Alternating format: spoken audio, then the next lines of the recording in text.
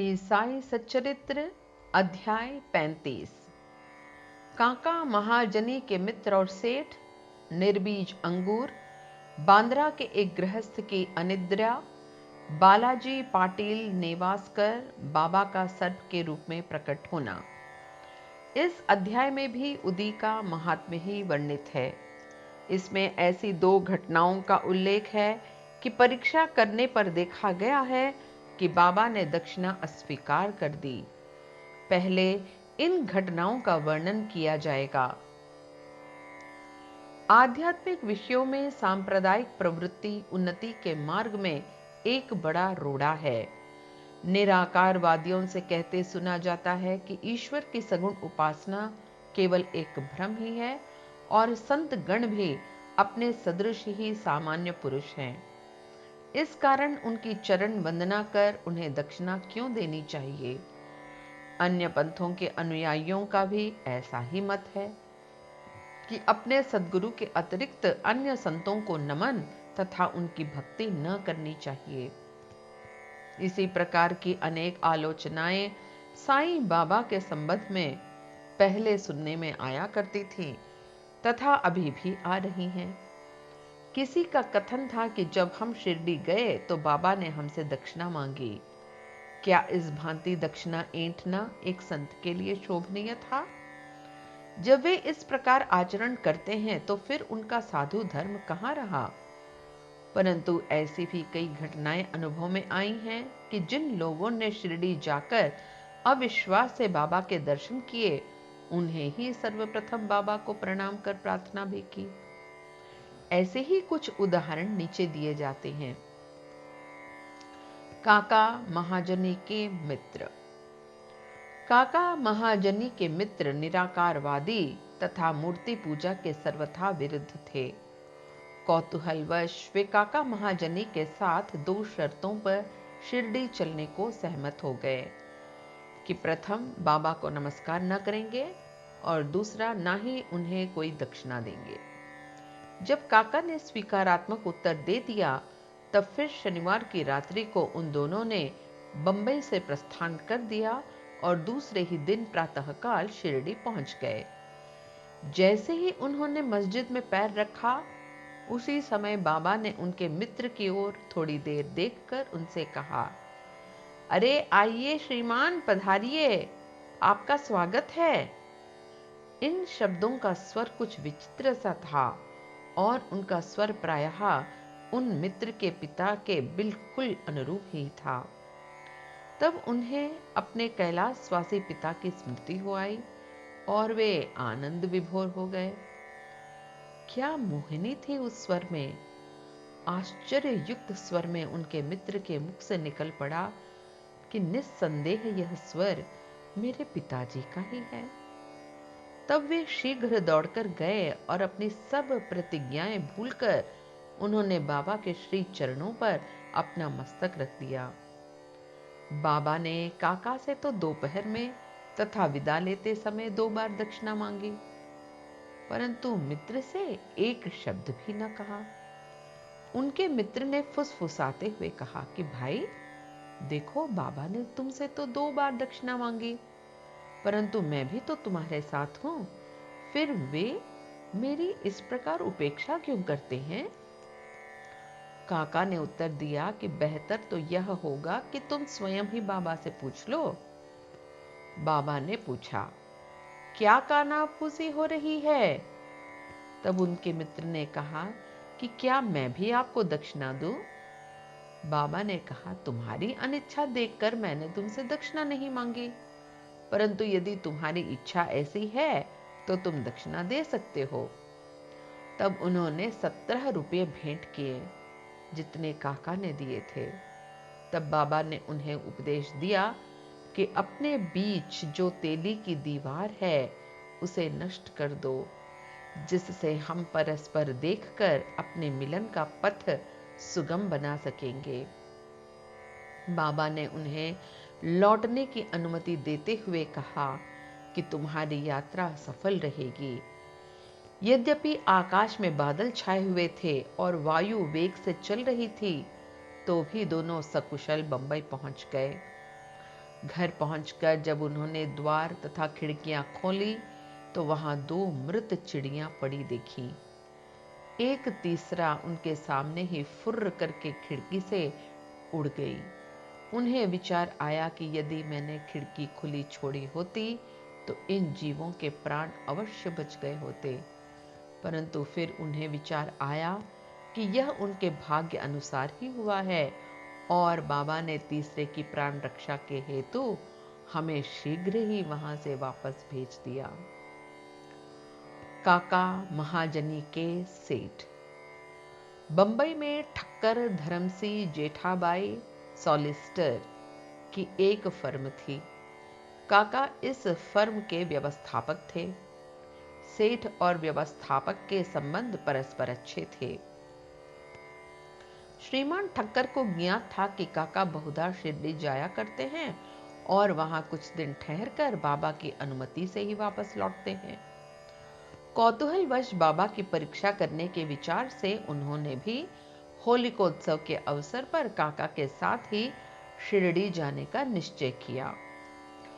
काका का शिरडी से लौटना सदैव अनिश्चित सा ही रहता था, इसलिए अपने साथ एक मित्र को लेकर वे तीनों रवाना हो गए। मार्ग में काका ने बाबा को अर्पित करने हेतु 2 सेर अंगूर मोल लिए। ठीक समय पर शिरडी पहुंचकर वे उनके दर्शनार्थ मस्जिद में गए। बाबा साहेब तरखड़ भी तब वहीं पर थे। श्री ठक्कर ने उनसे आने का हेतु पूछा। तरखड़ ने उत्तर दिया कि मैं तो दर्शन के लिए ही आया हूं, तुम्हें चमत्कारों से कोई प्रयोजन नहीं, यहां तो भक्तों की हार्दिक इच्छाओं की पूर्ति होती है। काका ने बाबा को नमस्कार कर उन्हें अंगूर अर्पित किए। तब बाबा ने उन्हें वितरित करने की आज्ञा दे दी। श्रीमान ठक्कर को भी कुछ अंगूर मिले। एक तो उन्हें अंगूर रुचिकर न लगते थे, दूसरे इस प्रकार अस्वच्छ खाने की डॉक्टर ने मनाही करी थी, इसलिए वे कुछ निश्चय न कर सके और न चाहते हुए भी उन्हें ग्रहण करना पड़ा और फिर दिखावे मात्र के लिए ही उन्होंने मुंह में डाल लिया। अब समझ में न आता था कि उनके बीजों का क्या करें। मस्जिद की फर्श पर तो थूका नहीं जा सकता, इसलिए उन्होंने वे बीज अपनी इच्छा के विरुद्ध अपने खीसे में डाल लिए और सोचने लगे, जब बाबा संत हैं तो यह बात उन्हें कैसे अविदित रह सकती है कि मुझे बीज वाले अंगूर ना पसंद हैं। फिर क्या वे मुझे इसके लिए लाचार कर सकते हैं? जैसे ही यह विचार उनके मन में आया, बाबा ने उन्हें कुछ और अंगूर दिए, पर उन्होंने खाया नहीं और अपने हाथ में ले लिया। तब बाबा ने उन्हें खा लेने को कहा। उन्होंने आज्ञा का पालन किया और चबाने पे देखा कि वे सब निर्बीज हैं। वे चमत्कार की इच्छा रखते थे, इसलिए उन्हें देखने को मिल गया।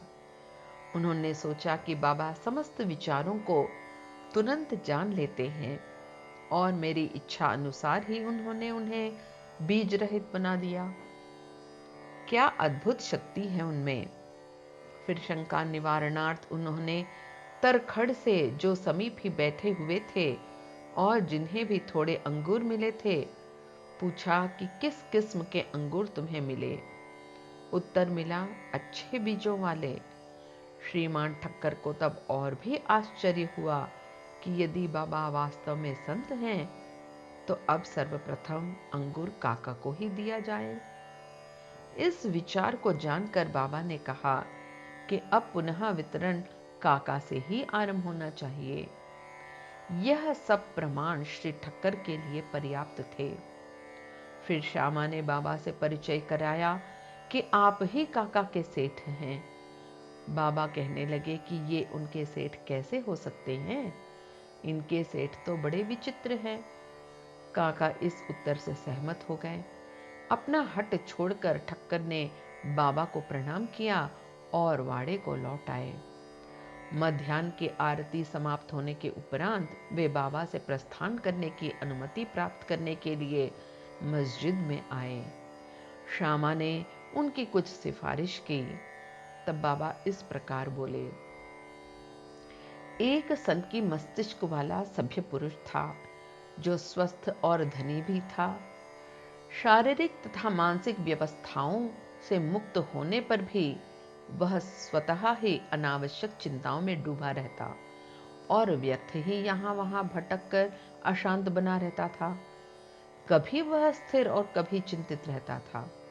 उसकी ऐसी स्थिति देखकर मुझे दया आ गई और मैंने उससे कहा कि कृपया अब आप अपना विश्वास एक इच्छित स्थान पर स्थिर कर लें। किस प्रकार व्यर्थ भटकने से कोई लाभ नहीं। शीघ्र ही एक निर्दिष्ट स्थान चुन लो। इन शब्दों से ठक्कर की समझ में तुरंत आ गया कि यह सर्वथा मेरी ही कहानी है। उनकी इच्छा थी कि काका भी हमारे साथ ही लौटें। बाबा ने उनका ऐसा विचार जानकर काका को सेठ के साथ ही लौटने की अनुमति दे दी। किसी को विश्वास न था कि काका इतने शीघ्र शिरडी से प्रस्थान कर सकेंगे। इस प्रकार ठक्कर को बाबा द्वारा विचार जानने का एक और प्रमाण मिल गया। तब बाबा ने काका से 15 रुपये दक्षिणा मांगी और कहने लगे कि यदि मैं किसी से 1 रुपया दक्षिणा लेता हूं तो उसे 10 गुना लौटाया करता हूं। मैं किसी की कोई वस्तु बिना मूल्य नहीं लेता और ना तो प्रत्येक से मांगता ही हूं। जिसकी ओर फकीर उंगली दिखाते हैं उससे ही मैं मांगता हूं और जो गत जन्म का ऋणी होता है उसकी ही दक्षिणा स्वीकार हो जाती है। दानी देता है और भविष्य में सुंदर उपज का बीजारोपण करता है। धन का उपयोग धर्मोपार्जन के निमित्त ही होना चाहिए। यदि धन व्यक्तिगत आवश्यकताओं में व्यय किया गया है तो यह उसका दुरुपयोग है। यदि तुमने पूर्व जन्मों में दान नहीं दिया है तो इस जन्म में पाने की आशा कैसे कर सकते हो। इसलिए यदि प्राप्ति की आशा रखते हो तो अभी दान करो। दक्षिणा देने से वैराग्य की वृद्धि होती है और वैराग्य प्राप्ति से भक्ति और ज्ञान बढ़ जाते हैं। 1 2 और 10 गुना लो। इन शब्दों को सुनकर श्री ठक्कर ने भी अपना संकल्प भूलकर बाबा को 15 रुपये भेंट किए। उन्होंने सोचा कि अच्छा ही हुआ जो मैं शिरडी आ गया। यहाँ मेरी सब शंकाएं नष्ट हो गई और मुझे बहुत कुछ शिक्षा प्राप्त हो गई। ऐसे विषयों में बाबा की कुशलता बड़ी अद्वितीय थी। यद्यपि वे सब कुछ करते थे फिर भी वे इन सब से अलिप्त रहते थे। नमस्कार करने या न करने वाले दोनों ही उनके लिए एक समान थे। उन्होंने कभी किसी का अनादर नहीं किया। यदि भक्त उनका पूजन करते तो इससे उन्हें ना कोई प्रसन्नता होती और ना कोई उनकी उपेक्षा करता तो कोई दुख होता। वे सुख और दुख की भावना से परे हो चुके थे। अनिद्रा। बांद्रा के एक महाशय कायस्थ प्रभु बहुत दिनों से नींद न आने के कारण अस्वस्थ थे। जैसे ही वे सोने लगते उनके स्वर्गवासी पिता स्वप्न में आकर उन्हें बुरी तरह गालियां देते हुए दिखने लगते थे। इससे निद्रा भंग हो जाती और वे रात्रि भर अशांति महसूस करते थे। हर रात्रि को ऐसा ही होता था जिससे वे किंग कर्तव्य विमूढ़ हो गए। एक दिन बाबा के एक भक्त से उन्होंने इस विषय में परामर्श किया। उसने कहा कि मैं तो संकट मोचन सर्व पीड़ा निवारणी उदी को ही उसकी रामबाण औषधि मानता हूं जो शीघ्र ही लाभदायक सिद्ध होगी। उन्होंने एक उदी की पुड़िया देकर कहा कि इसे शयन के पूर्व माथे पर लगाकर अपने सिरहाने रखो। फिर तो उन्हें निर्विघ्न प्रगाढ़ निद्रा आने लगी। यह देखकर उन्हें महान आश्चर्य और आनंद हुआ। यह क्रम चालू रखकर वे अब साईं बाबा का ध्यान करने लगे। बाजार से उनका एक चित्र लाकर उन्होंने अपने सिरहाने के पास लगाकर उनका नित्य पूजन करना प्रारंभ कर दिया। प्रत्येक गुरुवार को वे हार और नैवेद्य अर्पण करने लगे। वे अब पूर्ण स्वस्थ हो गए और पहले के सारे कष्टों को भूल गए। बालाजी पाटिल नेवासकर। ये बाबा के परम भक्त थे। ये उनकी निष्काम सेवा किया करते थे। दिन में जिन रास्तों से बाबा निकलते थे उन्हें वे प्रातःकाल ही उठकर झाड़ू लगाकर पूर्ण स्वच्छ रखते थे। इनके पश्चात यह कार्य बाबा की एक परम भक्त महिला राधा कृष्ण माई ने किया और फिर अब्दुल ने। बालाजी जब अपनी फसल काटकर लाते तो वे सब अनाज बाबा को भेंट कर दिया करते थे। उसमें से जो कुछ बाबा उन्हें लौटा देते उसी से वे अपने कुटुंब का भरण पोषण किया करते थे। यह क्रम अनेक वर्षों तक चला और उनकी मृत्यु के पश्चात भी उनके पुत्र ने इसे जारी रखा। उदी की शक्ति और महत्व। एक बार बालाजी के श्राद्ध दिवस की वार्षिकी के अवसर पर कुछ व्यक्ति आमंत्रित किए गए। जितने लोगों के लिए भोजन तैयार किया गया उससे तिगने लोग भोजन के समय एकत्रित हो गए। यह देखकर श्रीमती नेवासकर किंग कर्तव्य विमूढ़ सी हो गई। उन्होंने सोचा कि यह भोजन सबके लिए पर्याप्त न होगा और कहीं कम पड़ गया तो कुटुंब की भारी अपकीर्ति होगी। तब उनकी सास ने उनसे सांत्वनापूर्ण शब्दों में कहा कि चिंता न करो, यह भोजन सामग्री हमारी नहीं, ये तो श्री साईं बाबा की है। प्रत्येक बर्तन में उदी डालकर उन्हें वस्त्र से ढक दो और बिना वस्त्र हटाए सबको परोस दो। वे हमारी लाज बचाएंगे। परामर्श के अनुसार ऐसा ही किया गया। भोजनार्थियों के तृप्तिपूर्वक भोजन करने के पश्चात भी भोजन सामग्री यथेष्ट मात्रा में शेष देखकर उन लोगों को महान आश्चर्य और प्रसन्नता हुई। यथार्थ में देखा जाए तो जैसा जिसका भाव होता है उसके अनुकूल ही अनुभव प्राप्त होता है। ऐसी ही घटना मुझे प्रथम श्रेणी के उप न्यायाधीश तथा बाबा के परम भक्त श्री B.A. चौगुले ने बतलाई। फरवरी सन 1943 में करजत में पूजा का उत्सव हो रहा था। तभी इस अवसर पर एक बृहत भोज का आयोजन हुआ। भोजन के समय आमंत्रित लोगों से लगभग 5 गुने अधिक भोजन के लिए आए। फिर भी भोजन सामग्री कम नहीं हुई। बाबा की कृपा से सबको भोजन मिला। यह देख सबको आश्चर्य हुआ। साईं बाबा का सर्प के रूप में प्रकट होना। शिरडी के रघु पाटिल एक बार नेवासे के बालाजी पाटिल के पास गए, जहां संध्या को उन्हें ज्ञात हुआ कि एक सांप फुफकारता हुआ गौशाला में घुस गया है।